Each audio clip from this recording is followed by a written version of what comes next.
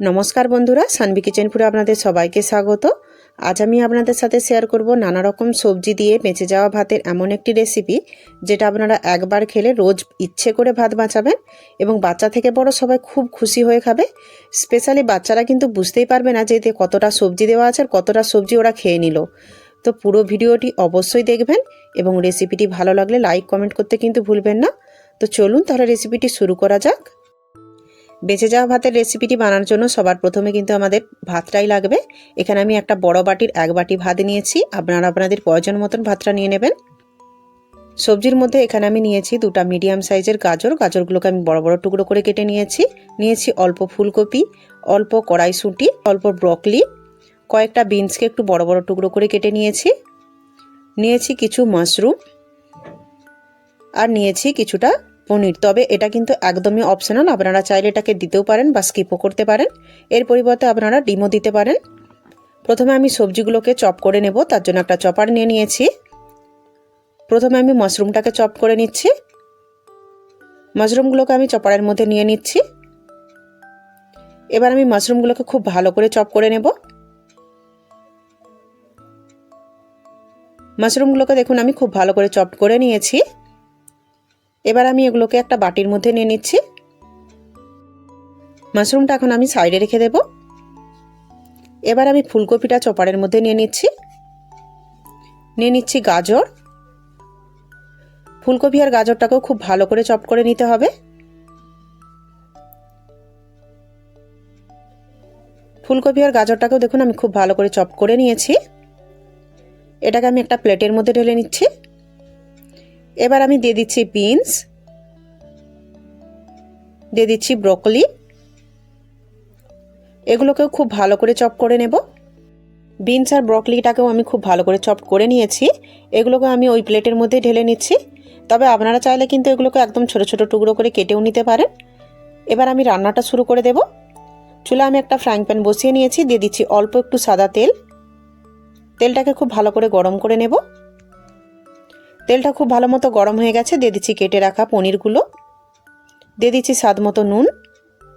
পনিরগুলোকে আমি হাই ফ্লেমে ঘন ঘন নেড়ে চেড়ে হালকা লাল করে ভেজে নেব।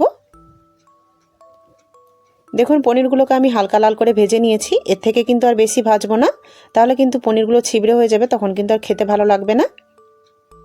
এবার আমি পনিরগুলোকে তুলে নেব।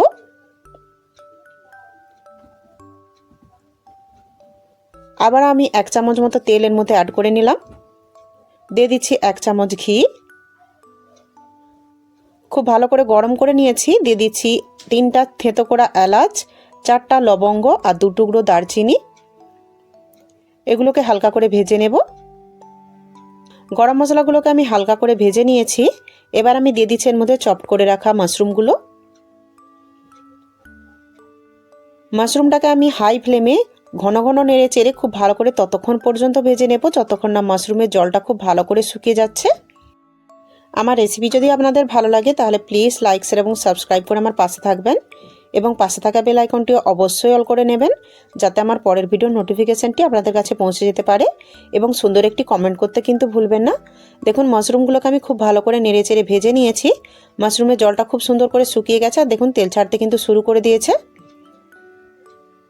এবার আমি দিয়ে দিচ্ছি এর মধ্যে চপ করে রাখা সবজিগুলো, দিয়ে দিচ্ছি স্বাদ মতো নুন। খুব ভালো করে নেড়ে চেড়ে নুনটাকে সবজির সাথে মিশিয়ে নেব এবং হাই ফ্লেমে 3-4 মিনিট মতো খুব ভালো করে ভেজে নেব, যাতে সবজিটা একটু সফট হয়ে যায়, তার সাথে হালকা একটু ভাজাও হয়ে যায়। সবজিগুলোকে এভাবে চপ করে নিয়ে ব্যবহার করলে কিন্তু সবজিগুলো ভাতের সাথে খুব সুন্দর করে মিশে যায় আর বাচ্চারা কিন্তু বুঝতেও পারে না যে এতে সবজি দেওয়া আছে।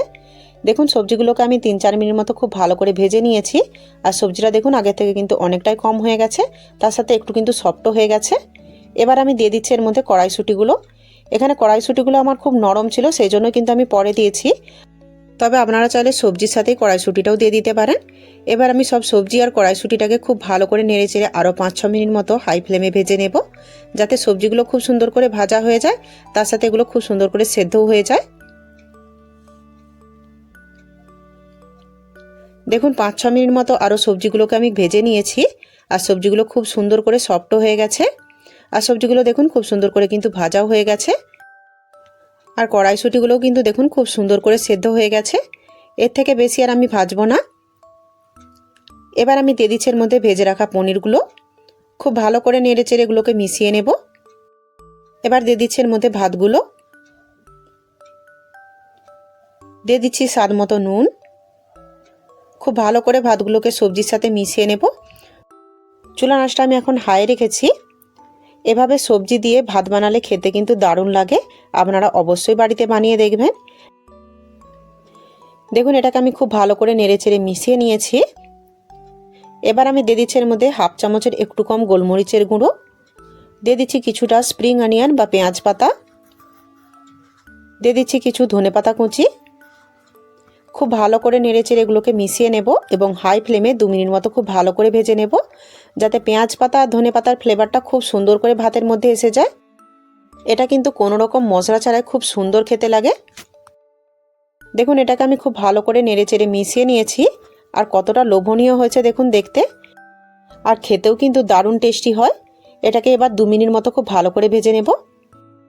দেখুন 2 মিনিট মতো আমি ভাতগুলোকে খুব ভালো করে ভেজে নিয়েছি। এটা আমার একদম রেডি হয়ে গেছে। এবার আমি এটাকে নামিয়ে নেব। এভাবে মিক্স সবজি দিয়ে দুপুরের মেচে যাওয়া ভাত বানালে ভাতটা কিন্তু খেতে দারুণ লাগে। আর এখনকার দিনের বাচ্চারা কিন্তু একদমই সবজি খেতে চায় না, কিন্তু আপনি যদি এইভাবে চপ করে ভাতের সাথে সবজিটা বানিয়ে খান তাহলে কিন্তু ওরা খুব সহজেই খেয়ে নেবে আর খুব পছন্দ করবে।